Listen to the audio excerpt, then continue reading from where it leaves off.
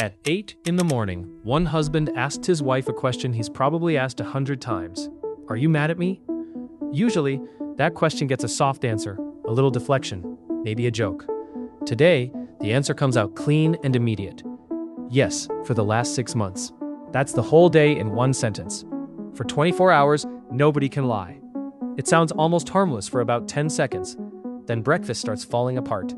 By lunch, one family has already cracked, and the same rule is about to walk into work, the news, and then the one place where a lie can actually move a country. So let's stay with one house for a minute. The wife says she's been furious for months because her husband keeps promising to help and then forgetting. He says he didn't forget. He kept hoping she'd stop asking before he had to deal with it. Their teenager, listening from the stairs with that expression kids get when they realize they've just been handed too much information, asks whether the marriage is ending. Adults usually dodge that question because the answer depends on timing. A child can ask for the truth and still be too young to carry it. Today, the answer lands anyway. The husband admits he's been thinking about divorce for weeks. The wife admits she already knew something was wrong. The teenager asks why nobody said anything sooner. That's where the day gets ugly in a very ordinary way. The truth keeps coming out, but it keeps coming out at the wrong size. A lot of the damage comes from the small things people normally smooth over. You look tired. You didn't do a bad job. It's fine. Those lines are little social cushions. Take them away all at once, and every conversation gets sharp around the edges. The strange part is how quickly people start missing the old lies. The polite excuse that lets someone leave without becoming the bad guy. The compliment that makes feedback survivable. The half-truth that buys one more day to fix a mess before someone gets dragged into it. That doesn't make deceit noble, but it does show how much everyday life leans on tact, timing, and a little mercy. By late morning, the same thing shows up in a friend group. One friend finally says she's been annoyed for a year because the others only call when they need something. Another admits he's been avoiding the group chat because it makes him feel bad about his life.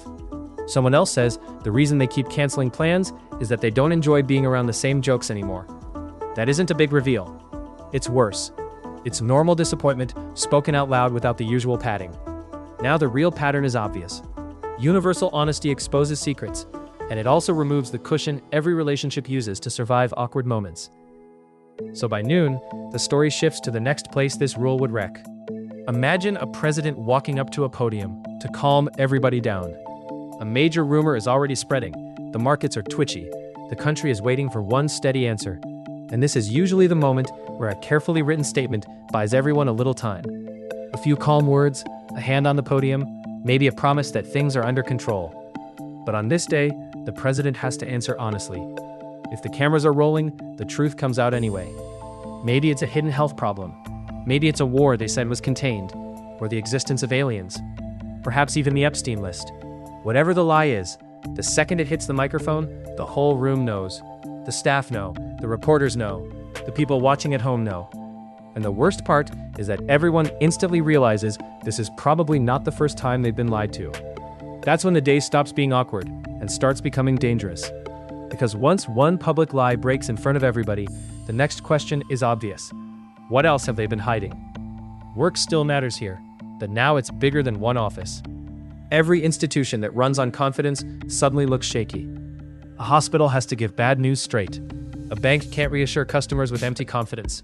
A news anchor can't pretend certainty where there isn't any. A politician can't hide panic behind a smile. The public reaction would be immediate, because a lot of society is held together by people assuming that the person at the podium, the desk, or the microphone is at least telling them the rough shape of the truth. On a day like this, that assumption dies in public. And once that happens, you'd get a chain reaction.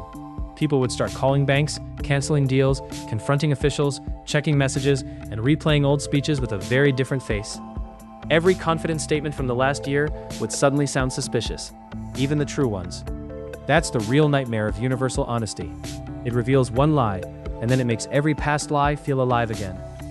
By mid-afternoon, people would start testing the rule in the dumbest possible ways, because humans can't resist poking the thing that's clearly on fire. A reporter asks a minister whether the government knew more than it admitted. A business leader is asked whether the company was actually in trouble before the announcement. A celebrity gets cornered live on camera and tries to laugh it off before accidentally saying exactly what everybody suspected. At that point, the day wouldn't just be about hurt feelings. It would be about trust collapsing in real time. That matters because trust is the grease in the whole machine.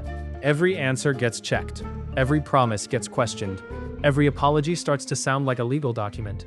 Then comes the part that changes the whole day. A parent gets a direct question from a child. Do you and mom hate each other? The honest answer is messy.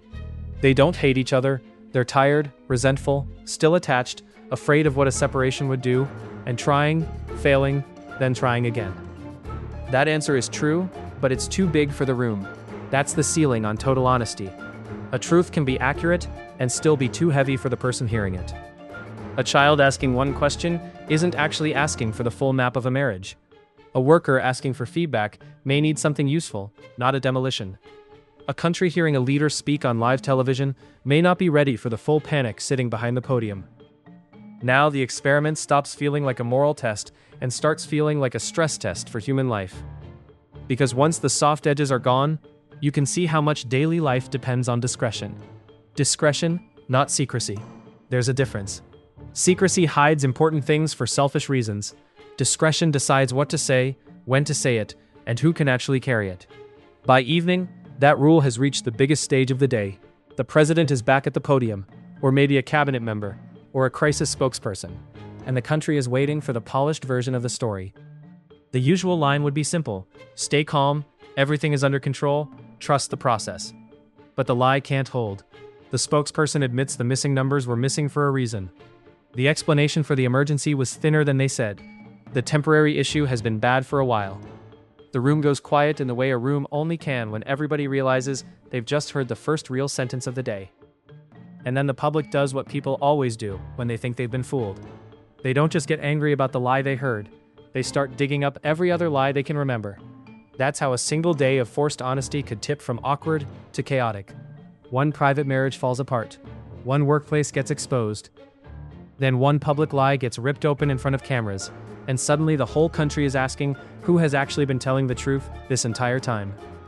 By the end of the day, people wouldn't decide that truth is useless. They would decide that truth without timing, consent, and discretion is too blunt to run a human life by itself. The real answer is that a society needs honesty, but it also needs the right to leave some things unsaid until the moment they can actually be carried.